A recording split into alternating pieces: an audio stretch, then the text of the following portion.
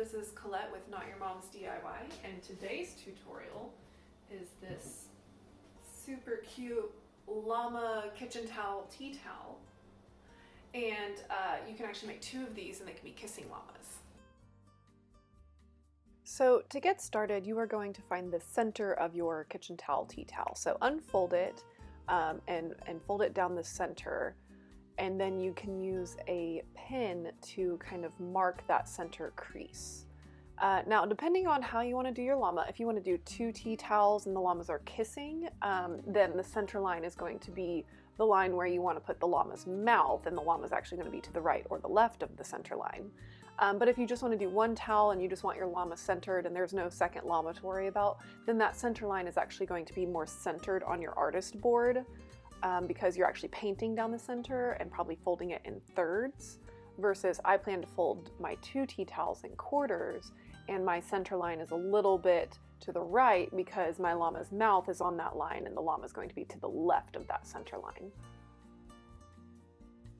So I'm taking my llama stencil, which you can find in my Etsy shop, Not Your Mom's DIY, and its mouth is going to be along that center line too, and its body to the left of it.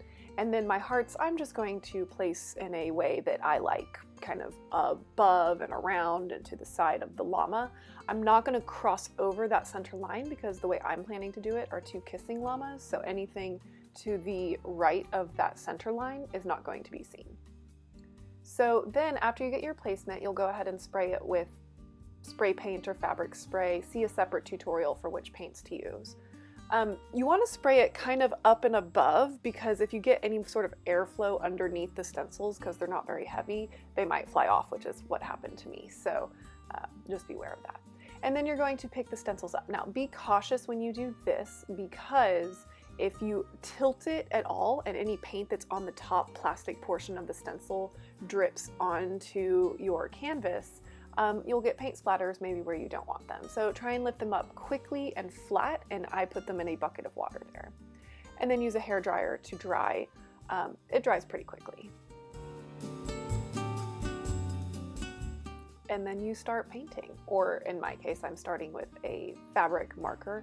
It's best to use a marker that is intentionally made for fabric and won't fade through washing, just because if you use a regular permanent marker, sometimes it gets kind of faded through time. So right now I'm going in and filling in his little hooves. Here's some inspiration for a llama.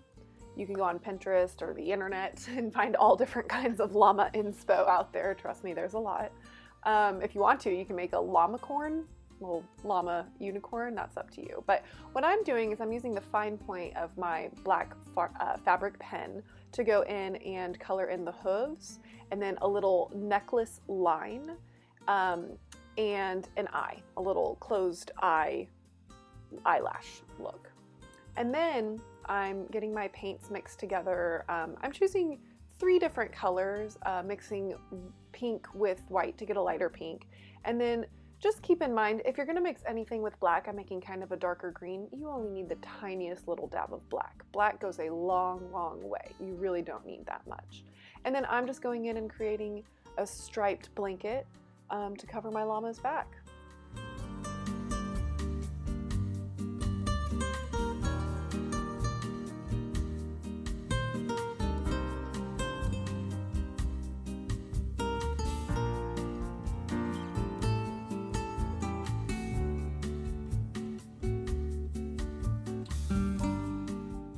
I'm using kind of varying widths of stripe, using all 3 of my colors for this blanket.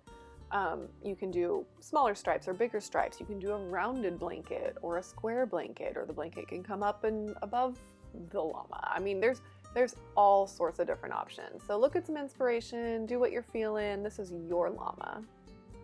And then after I fill out as much of the blanket base layer as I want, I'm actually going to go up and create little baubles and tassels on my llama's necklace. So I'm doing a combination of little 3 stripes to make tassels, and then little circles to make baubles.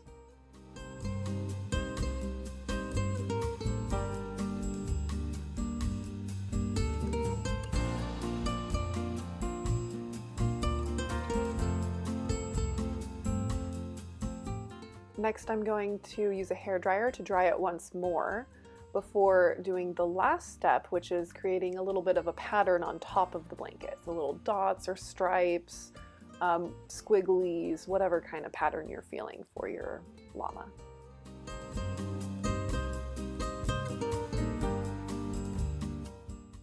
My last step is to take my fine point fabric marker again and trace around the blanket on the llama to give it more defined edges, and then I'm going along the bottom and creating a little tassel doodads spaced out along the bottom of the blanket to get a really cute llama.